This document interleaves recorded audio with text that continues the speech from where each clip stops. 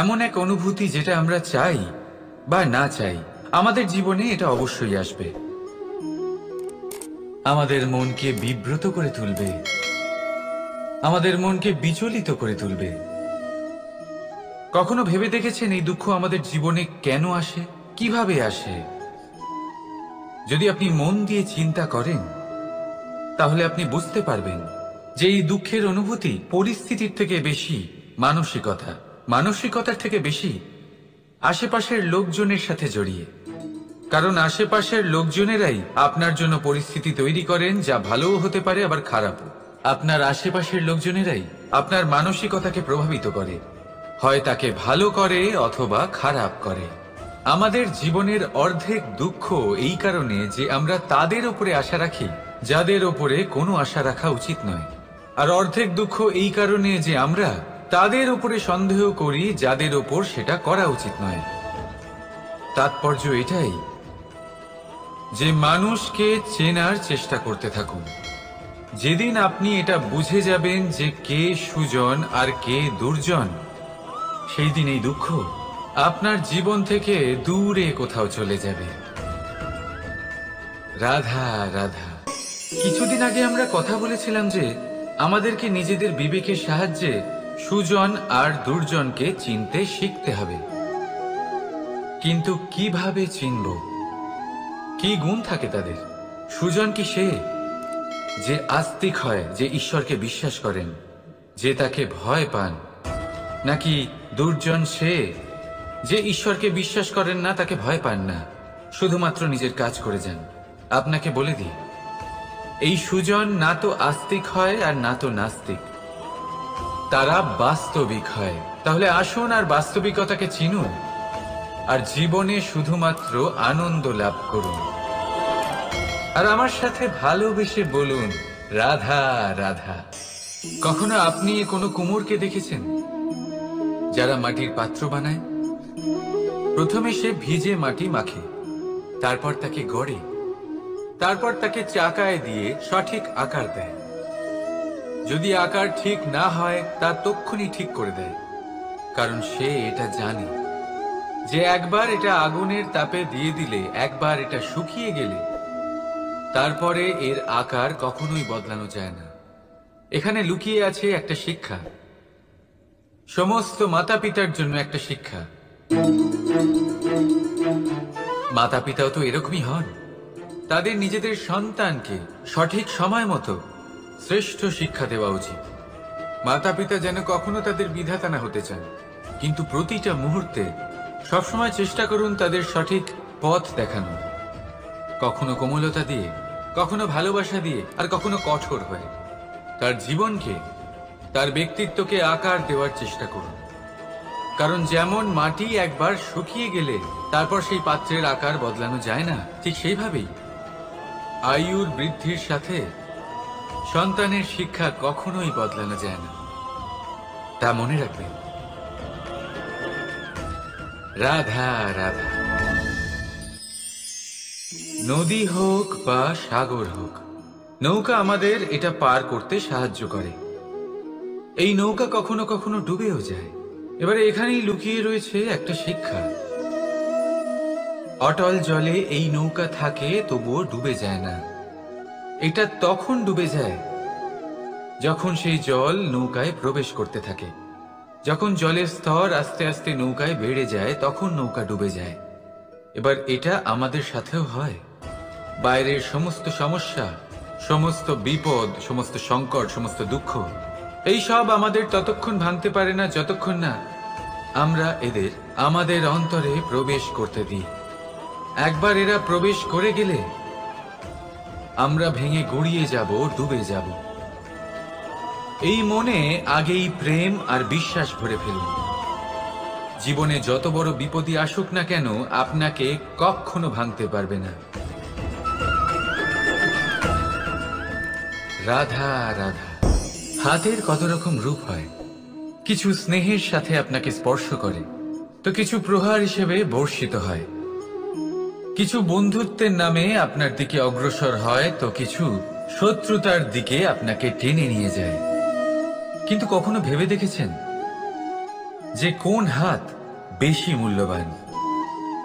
যখন আপনি সফল, যখন আপনি ভালো কাজ করেন, তখন কিছু হাত আপনার জন্য করতালি দেয়, আর কিছু হাত এমন হয় যা আপনার কাজ স্পর্শ করে যখন আপনি জীবনে সব থেকে অসফল হন, যখন আপনি ভেঙে পড়েন। তাই করতালি দেওয়া সেই হাত, আপনার প্রশংসা করা সেই হাত, তার থেকে অনেক বেশি দামি সেই হাত যা আপনাকে তখন আশ্বস্ত করে যখন আপনি এমন সময় কাটাচ্ছেন যা আমরা কেউ কাটাতে চাই না। সেটা আপনার সম্বল হয়ে ওঠে, আর এই সম্বলই আপনাকে জীবন অতিবাহিত করার শক্তি প্রদান করে।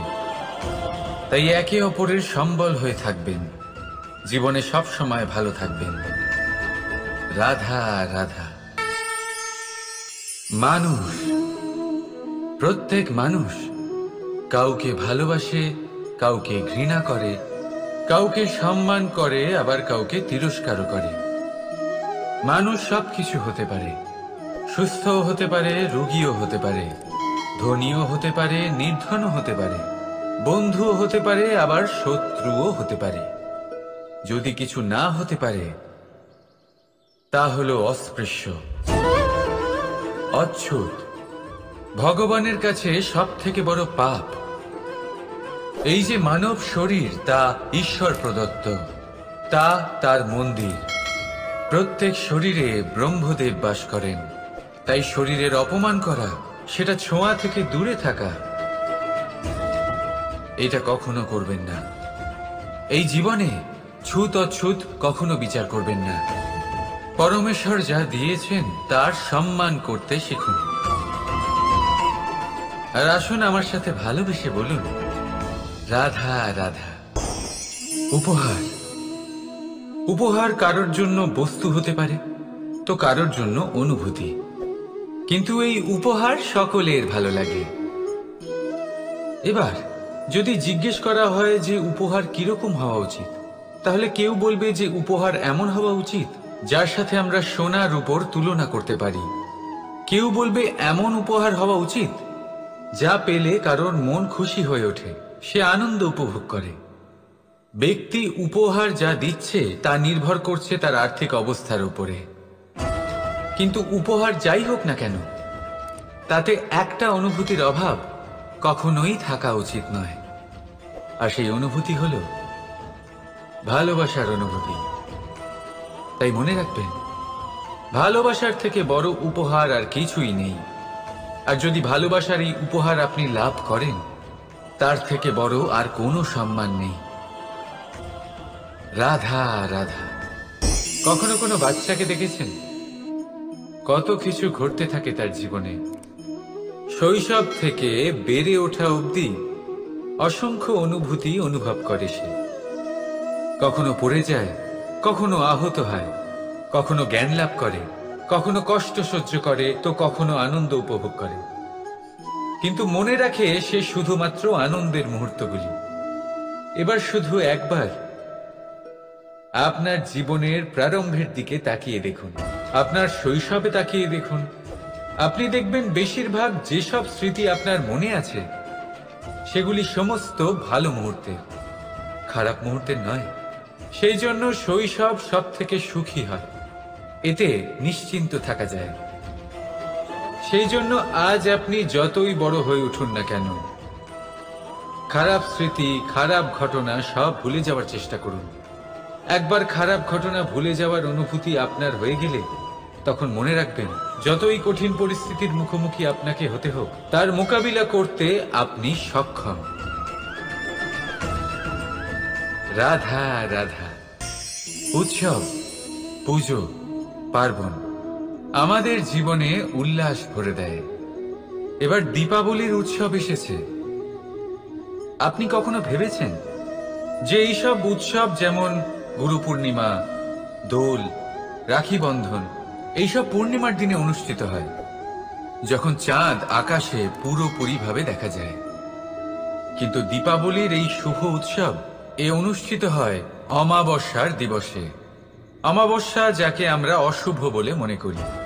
কখনো ভেবে দেখেছেন কেন শ্রীরাম অমাবস্যার এই দিন বেঁচেছিলেন অযোধ্যায় ফেরার জন্য? একদিন পরে বা একদিন আগেও তো আসতে পারতেন উনি, কারণ উনি এই সংসারকে একটা বার্তা পৌঁছে দিতে চেয়েছিলেন যে মুহূর্ত নয়, কর্মই আসল।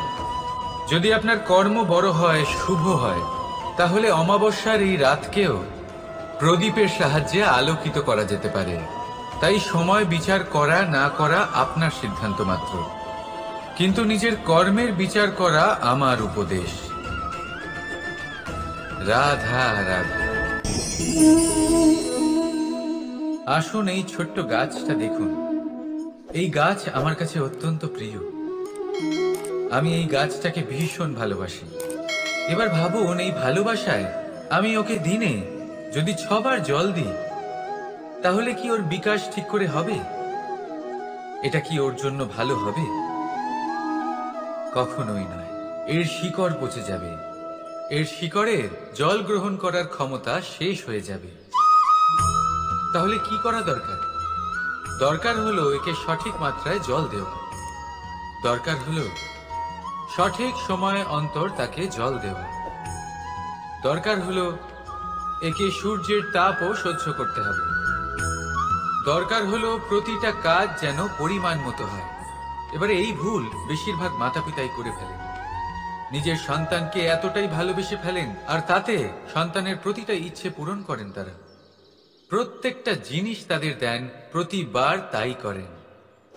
আর এইভাবে সন্তানের বিকাশে নিজেই বাধা হয়ে ওঠেন। এরকম করবেন না। এই যাত্রা আপনার সন্তানের। এই যাত্রায় আপনার সন্তানকে অনেক কিছু শিখতে হবে। নিজের ক্ষমতায় কাজ করতে হবে, তাদের করতে দিন। একটা অত্যন্ত গুরুত্বপূর্ণ কথা বলবো আপনাদের, তা আপনারা মনে রাখবেন। প্রেম আর শত্রুতা অধিক হয় তাহলে তা ক্ষতিকর। প্রতিটা বিষয়ে সমতা বজায় রাখুন। আর আমার সাথে ভালোবেসে বলুন, রাধা রাধা। পাদুকা, খড়ম আমাদের জীবনে কতটা গুরুত্বপূর্ণ হয়। যখনই আমরা এটা পায়ে পড়ে হাঁটি, এটা আমাদের রক্ষা করে কাঁটা থেকে, ছোট পাথর থেকে। এটা আমাদের সুরক্ষিত রাখে। কিন্তু যদি এটাকেই আমরা অন্য দৃষ্টিভঙ্গি দিয়ে দেখি, তাহলে এই পাদুকার জন্যই হাঁটার সময় পেছন থেকে আমাদের পায়ে কাদা লেগে যায়। এরকম মানুষও আমাদের জীবনে থাকে, যে থাকে তো আমাদের সাথেই, কিন্তু এরাই আমাদের পিঠ পিছে কাদা ছোড়ে। এবার হাঁটার সময় যখন আপনার পায়ে কাদা লাগে আপনার পাদুকার জন্য, আপনার নজর সেদিকে থাকে না, আপনার নজর থাকে সামনের দিকে, কারণ সেটাই আপনার লক্ষ্য, সেটাই আপনার পথ, আর সেটাই আপনার করা উচিত। তাই মনে রাখবেন, আপনার পা ধরে সেই টানতে পারে যে আপনার পেছনে রয়েছে, আর আপনার নজর সেখানে নয়। সবসময় সামনে নিজের লক্ষ্যে থাকা উচিত। প্রতি মুহূর্তে নিজের লক্ষ্যের দিকে তাকিয়ে থাকুন। সবসময় জীবনের সামনে এগোতে থাকুন। আর রাধা রাধা। মানুষ এক সামাজিক প্রাণী। সমাজে ঘোরাফেরা করে, অন্য মানুষ খুঁজে বেড়ায়, সম্পর্ক তৈরি করে, সেটাকে গড়ে তোলে, সুখ দান করে, সুখ লাভ করে, নিজের দুঃখকে কম করে। কিন্তু একটা জিনিস সে বোঝে না, কোন ব্যক্তি আপন আর কোন ব্যক্তি পর। দেখুন, আপন সে নয় যে সুখের সময় আপনার সাথে থাকে। আপন সে যে দুঃখের সময়ে শুরু থেকে শেষ অবধি আপনার সঙ্গে থাকে। তাই খেয়াল রাখবেন, সুখের সময় যে আপনার সাথে থাকে তারা সেই ব্যক্তিগণ যাদের আপনি পছন্দ করেন। কিন্তু যে দুঃখের সময়, সমস্যার মধ্যে, কষ্টের ও একাকিত্বের মধ্যে আপনার সাথে থাকে, আপনাকে সব সময় সঙ্গ দেয়, তারা সেই ব্যক্তি যারা আপনাকে পছন্দ করে। এবারে কাকে আপনি আপন বানাবেন আর কাকে পর, সিদ্ধান্ত আপনার। রাধা রাধা। নাও, কত সাধারণ একটা বিষয়। প্রত্যেক মানুষ যে জন্ম নেয় তাকে একটা নাম দেওয়া হয়। যা সে পেয়ে থাকে তার মাতা পিতার দ্বারা, না হলে তার গুরুর দ্বারা, বা কোনো আত্মীয়ের দ্বারা, বা কোনো কাছের মানুষের দ্বারা। এই নামের সাথেই সে আস্তে আস্তে বেড়ে ওঠে। কিন্তু এটাই কি সেই নাম? এই নামই কি সবকিছু? কখনোই নয়। একটা নাম সেটা যা আপনি জন্মের সময় লাভ করেন, যে নামে আপনি কর্মের পথে অগ্রসর হন। আরও একটা নাম সেটা যা আপনি আপনার কর্মের দ্বারা অর্জন করেন, আর এই নামেই আপনাকে সবাই যুগ যুগ ধরে মনে রাখে। আপনার আসল নাম সেটা নয় যা আপনাকে জন্মের সময় দেওয়া হয়েছিল। আপনার আসল নাম সেটা যেটা আপনি আপনার কর্ম দ্বারা লাভ করেছেন, কারণ সেই লাভের পেছনে প্রচুর প্রয়াস লুকিয়ে থাকে, অনেক পরিশ্রম লুকিয়ে থাকে। কিন্তু যদি আপনি চান যে মানুষ আপনার নাম মনে রাখে, তাহলে আপনাকে কর্মের পথে অগ্রসর হতেই হবে, শুভ কর্ম করতে হবে, অনর্গল চেষ্টা করে যেতে হবে, মহান কাজ করতে হবে। আর বিশ্বাস করুন, আপনি একটা মহান নামের ফল অবশ্যই লাভ করবেন। রাধা রাধা। চিন্তা। সবাই বলে চিন্তা করা উচিত নয়, কিন্তু চিন্তা সবাই করে। যিনি বৃদ্ধ ব্যক্তি হন, তিনি নিজের অতীতের সাথে বর্তমানের তুলনা করে চিন্তিত থাকেন। একজন যুবক ব্যক্তি ভবিষ্যতের বিষয় চিন্তা করে, নিজের লক্ষ্য কিভাবে পূরণ করা যায় সেই চিন্তায় মগ্ন থাকে। শুধু একজন বালকের না তো তার ভবিষ্যতের চিন্তা থাকে, আর না অতীতের দুঃখ থাকে। আর এরকম কেন? কারণ সে শুধুমাত্র বর্তমান নিয়ে ভাবে, আর তাই সে সব থেকে বেশি সুখী। তাই মনে রাখবেন, যদি আপনি আপনার বর্তমানের বিষয়ে ভাবেন, তাতে বাঁচেন, সেটাকে ঠিক রাখেন এবং সেটাকে আরো ভালো করে তোলেন, তাহলে আপনার অতীত আর আপনার ভবিষ্যৎ আপনা থেকেই ঠিক হয়ে যাবে। আসুন আমার সাথে ভালোবেসে বলুন, রাধা রাধা। মানুষের কত রকম অনুভূতি হয়, কিন্তু সে সেটাই করে যেটা সে আজ অবধি করে এসেছে, আর এটাই তার সব থেকে বড় ভুল। আপনাকে যদি উদাহরণ দিই, তাহলে একটা গোয়ালা যে ছোটবেলা থেকে একটাই কাজ করেছে, গরুকে চড়িয়েছে, দুধ বের করেছে, সে সারা জীবন সেটাই পাবে, শুধু দুধ। কিন্তু ভেবে দেখুন, যখন এই দুধ কোনো ময়রার কাছে যায়, তখন সে সেটা দিয়ে মালপোয়া বানায়, মাখন বানায়, বিভিন্ন রকমের সুস্বাদু মিষ্টি বানায়, ঘি বানায়। সে বড় কিছু করে, তার বদলে সে বড় কিছু পায়। তাই মনে রাখবেন, যদি আপনি সেটা করেন যেটা আপনি সব সময় করে এসেছেন, তাহলে আপনি সেটাই পাবেন যা আপনি আজ পর্যন্ত পেয়ে এসেছেন। নতুন কিছু করার চেষ্টা করুন, আলাদা কিছু করার চেষ্টা করুন, নিজেকে বদলানোর চেষ্টা করুন, নিজেকে প্রস্তুত করুন, নতুন কিছু করুন। তাই মনে রাখবেন, যদি আপনি এমন কিছু করেন যা এর আগে কেউ কখনো করেনি, তাহলে আপনি এমন কিছু পাবেন যা এর আগে কেউ কখনো পায়নি। তাই নতুন উপায়, নতুন চেষ্টার দ্বারা নতুন কর্মের পালন করুন, নতুন চিন্তা নিজের ভেতরে জাগ্রত করুন, কারণ এই চিন্তাই সত্য হয়ে আপনার জীবনে আসবে। রাধা রাধা। যদি আমি আপনাকে জিজ্ঞেস করি যে এই সংসারে সব থেকে মাহাত্ম্যপূর্ণ বস্তু কি, তাহলে আপনি বলবেন জল। আর একদম ঠিক বলবেন। কিন্তু কোন কারণে?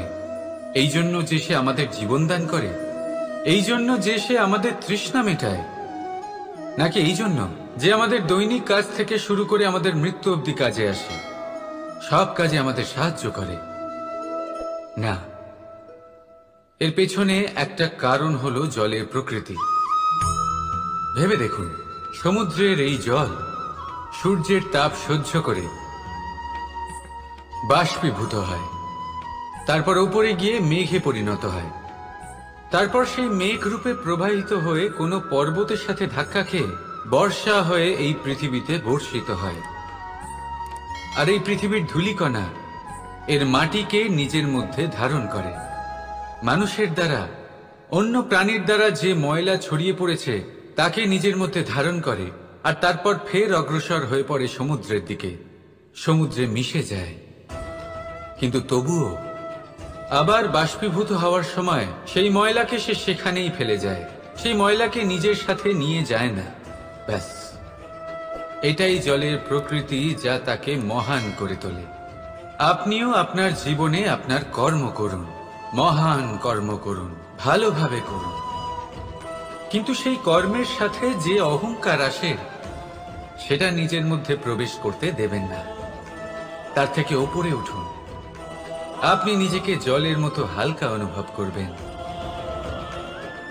রাধা রাধা। এই সংসারে যেই জন্মগ্রহণ করে কিছু না কিছু অবশ্যই শেখে, এবং তার জন্য থাকে তার গুরুর অবদান। এবার এই গুরু কে হবেন তা আমরা নির্বাচন করি। হয়তো তিনি আমাদের মাতা পিতা হতে পারেন, হয়তো বন্ধু হতে পারেন, হয়তো দাদাও হতে পারেন, আদর্শ হতে পারেন, বা হয়তো গুরুকুলের শিক্ষাকর্তা গুরুও হতে পারেন। এবার সংসারের এমন কিছু জিনিস আছে যা জগতের কোনো গুরুই শেখাতে পারবেন না, তা আপনাকে সময় শিখিয়ে দেবে। কারণ এই সংসারে সময়ের থেকে বড় গুরু আর কেউ হয় না। এবার সময় আর গুরুর মধ্যে একটা সাদৃশ্য আছে আর একটা তফাতও আছে। সাদৃশ্য হলো যে সময় আর গুরু দুজনেই আপনাকে শেখায়। তফাতেই যে গুরু প্রথমে আপনাকে শিক্ষাদান করে, তারপর আপনার পরীক্ষা নেন। সময় প্রথমে আপনার পরীক্ষা নেয়, তারপর আপনাকে শিক্ষা দেয়। এবার শিক্ষা লাভ করে পরীক্ষা দেওয়া আর পরীক্ষা দিয়ে শিক্ষা লাভ করা এই দুই ভিন্ন বিষয়। আর সব সময় মনে রাখবেন, এই সময়ের থেকে আপনি যা শিক্ষা লাভ করবেন তা সব সময় যত্ন করে আপনার কাছে রেখে দেবেন। কারণ সময়ের থেকে বড়, সময়ের থেকে দামি, সময়ের থেকে অত্যন্ত আধুনিক আর কোনো গুরু নেই। রাধা রাধা। প্রেম আর চাওয়া একই মনে হয়, তাই না? কিন্তু আসলে এরা আলাদা। এদের মধ্যে অনেক তফাৎ আছে। দেখতে গেলে প্রেম আর চাওয়া কখনোই এক হতে পারে না। এবার যদি আপনাকে আমি এক উদাহরণ দিই, যদি আপনি এই ফুলকে চান, তাহলে আপনি এটাকে তার ডাল থেকে ছিঁড়ে আপনার কাছে রেখে দেবেন। কিন্তু যদি আপনি একে ভালোবাসেন, তাহলে আপনি প্রতিদিন এসে এটার শিকড়ে জল দেবেন, যাতে সে আরো প্রস্ফুটিত হয়। শুধু এটাই তফাৎ চাওয়া আর প্রেমের মধ্যে। চাওয়া স্বার্থ হয়ে ওঠে, যেখানে প্রেম প্রেম পরমার্থ হয়ে ওঠে। তাই কাউকে না চেয়ে ভালোবাসুন, জীবন ধন্য হয়ে উঠবে। রাধা রাধা। এই বস্ত্র দেখছেন আপনি? এর কারুকার্য, এর রং, এর সৌন্দর্য কতটা মনোরম, কত স্বচ্ছ, কত নিপুণ এই কারুকার্য। এবার এটাকে আমরা একটু ভেতর থেকে দেখি।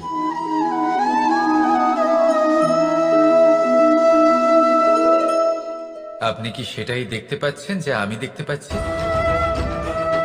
এটাই হয় আমাদের ব্যক্তিত্বের সাথেও, এটাই হয়। এই সমস্ত ঝামেলাগুলি মিটিয়ে নেওয়ার জন্য আমাদের সেই ঝামেলার মুখোমুখি হতেই হয়। তাই এই ঝামেলার দ্বারা কখনো ভয়ভীত হবেন না। এটাই আপনাকে একটা আনন্দময় জীবনের দিকে নিয়ে যাবে। রাধা রাধা।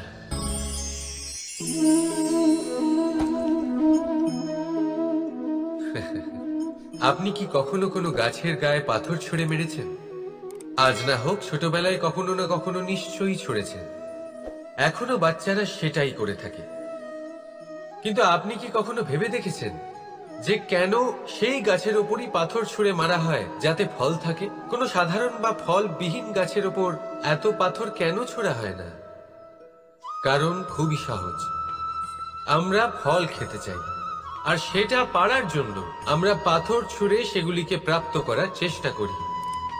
আর অন্যদিকে সেই গাছ এই পাথরের রূপে বিরোধিতা সহ্য করে, তবুও সেখানেই দাঁড়িয়ে থাকে যেখানে তার অবস্থান। সেই ফল আমাদের দিতে থাকে যা সর্বদা আমাদের দিয়ে এসেছে, আর সেই জন্যই সে আমাদের কাছে মূল্যবান।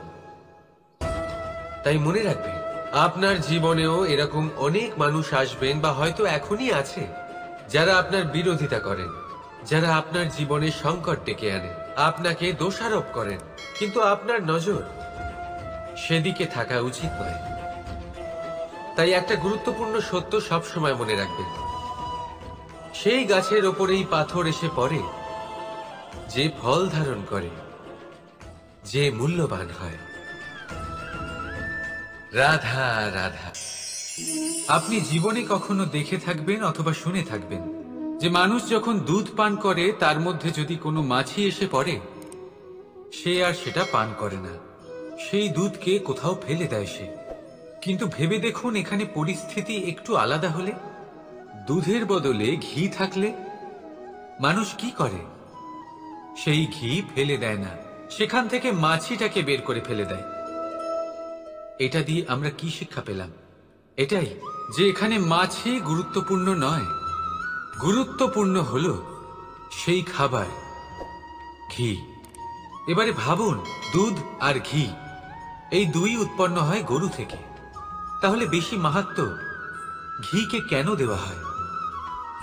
তার কারণ যে যত বেশি তাপ সহ্য করে সে তত উৎকৃষ্ট হয়, সে ততটা মূল্যবান হয়, এতটাই মূল্যবান যে যদি তাতে কোনো দোষও থাকে মানুষ সেটা গ্রাহ্য করে না। তাই মনে রাখবেন, এই পুষ্টি অপুষ্টি এ শুধুই নামমাত্র, কিন্তু পরিশ্রম করা, সংঘর্ষ করা, তাপ সহ্য করা, এটা মানুষের অনুভূতি। তাই নাম নিয়ে না ভেবে অনুভূতির ওপরে মনোনিবেশ করুন, তাকে গুরুত্ব দিন। আর আসুন আমার সাথে ভালোবেসে বলুন, রাধা রাধা। ঈশ্বর লতা পাতাকে দাঁড়িয়ে থাকার শক্তি দেননি, ঈশ্বর এই শক্তি দিয়েছেন বৃক্ষকে।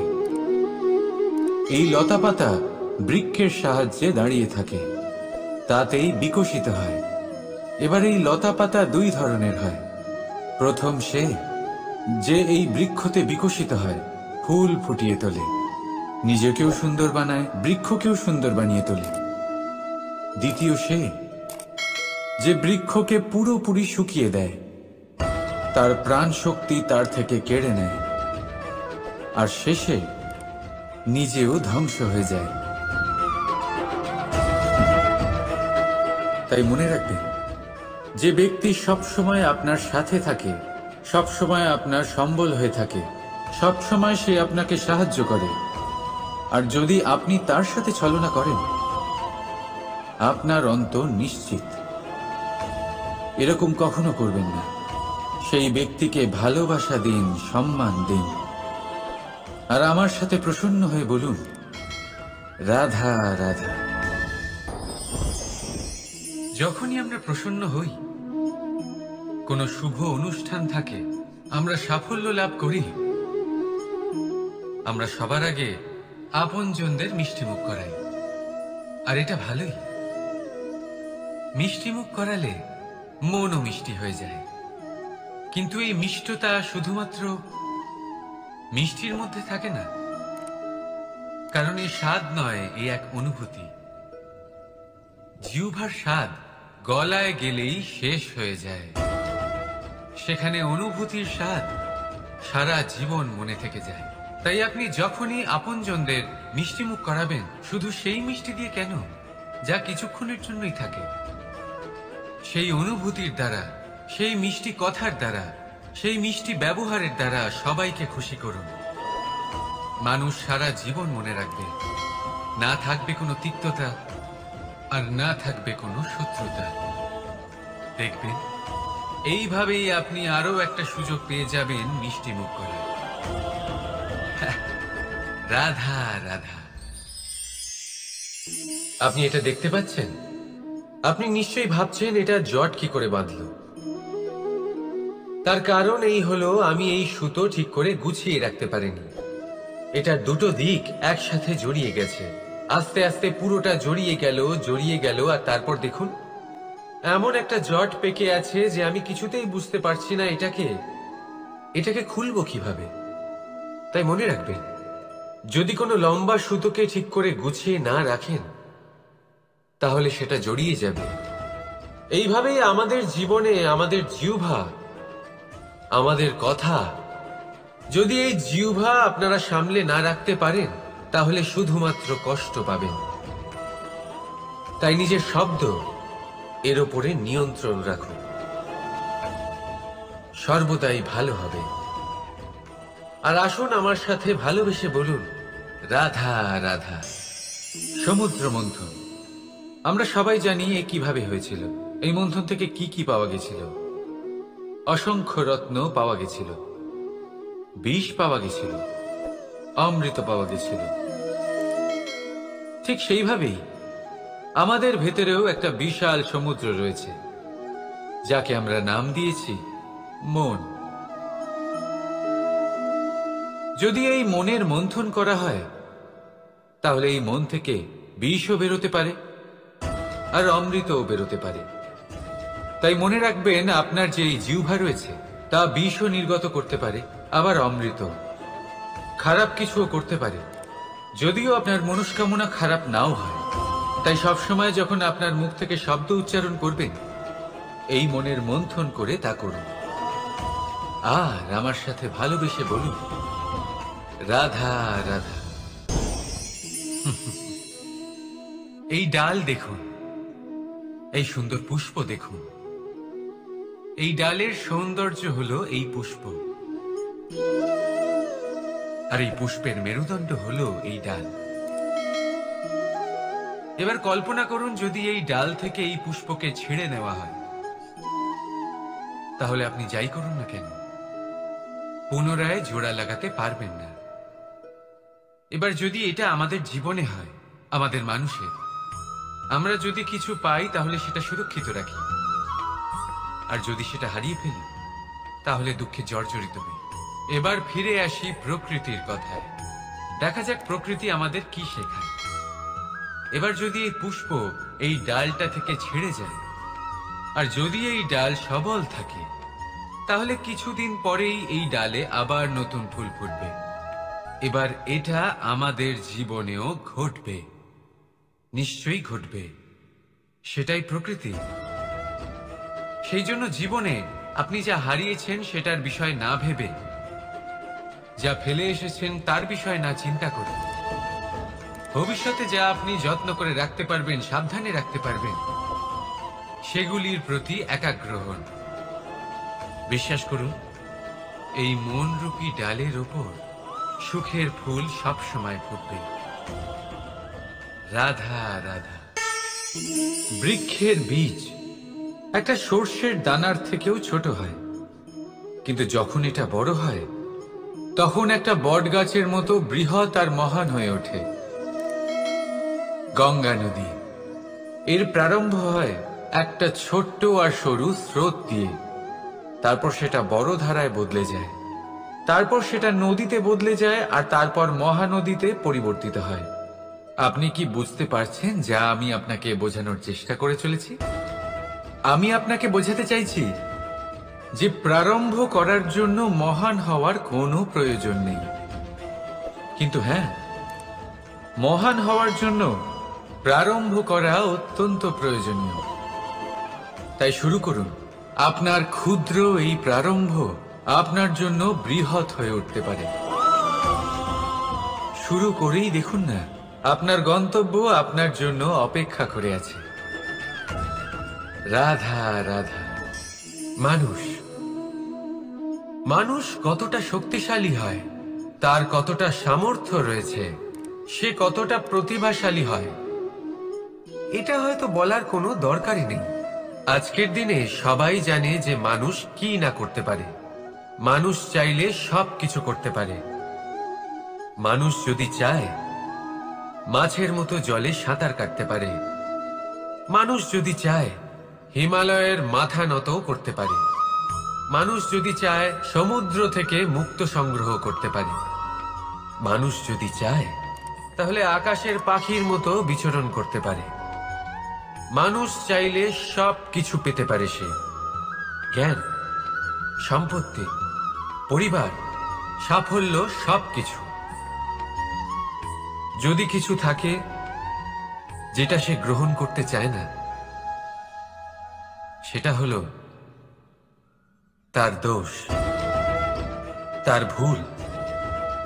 মানুষ এসব কখনো গ্রহণ করতে চায় না, কিন্তু যেদিন মানুষ তার দোষ বুঝতে পারবে, নিজের ভুল বুঝতে পারবে, সেটা স্বীকার করতে পারবে আর সেটা ঠিক করার পথে অগ্রসর হবে, তাতে সে সফলও হবে, সেদিন সে প্রকৃত রূপে মানুষ বলে গণ্য হবে।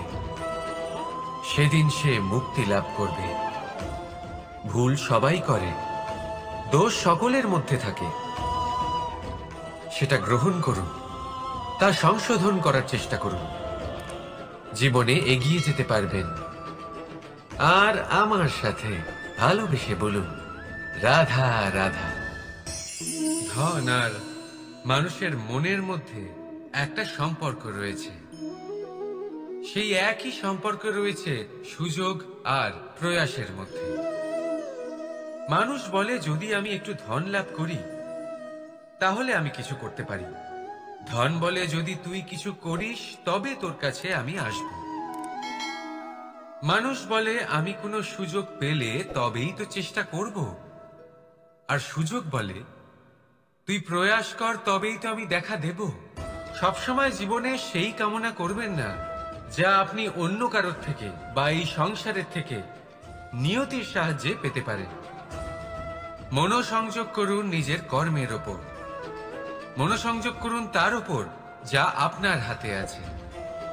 অনবরত চেষ্টা করুন, না কোনো আশা করে, না কোনো আকাঙ্ক্ষা নিয়ে।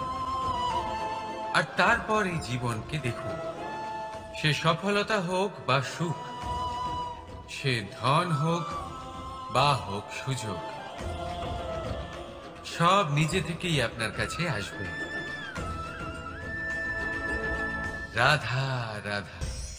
এটা দেখতে পাচ্ছেন? আপনি নিশ্চয়ই জানেন এটা কি। এটা বড়ই বিচিত্র এক বস্তু। এটা হলো কয়লা। আমি একে বিচিত্র এই কারণে বলছি, ভেবে দেখুন, যদি এটা গরম হয় আর আপনি এটাকে ধরে ফেলেন, এটা আপনার হাত পুড়িয়ে ফেলবে। আর যদি এটা ঠান্ডা হয় আর আপনি এটা ধরেন, তাহলে এটা আপনার হাতে কালি লাগিয়ে দেবে। অর্থাৎ যে কোনো পরিস্থিতিতেই, যে কোনো রূপেই থাকুক না কেন, গরম হোক অথবা ঠান্ডা, এটা কোনো না কোনো ভাবে আপনার ক্ষতি অবশ্যই করবে। এরকমই হয় খারাপ মানুষজন, বদসঙ্গ, ঠিক কয়লার মতো। আপনি যদি কিছু নাও করেন, যাই হয়ে যাক, এরা যদি আপনার কাছে থাকে, তাহলে কোনো না কোনো ভাবে জীবনে আপনার কোনো না কোনো ক্ষতি অবশ্যই হবে। তাই নিজের জীবনে সবসময় সঙ্গতের নির্ণয় অত্যন্ত ভেবেচিন্তে করবেন। রাধা রাধা।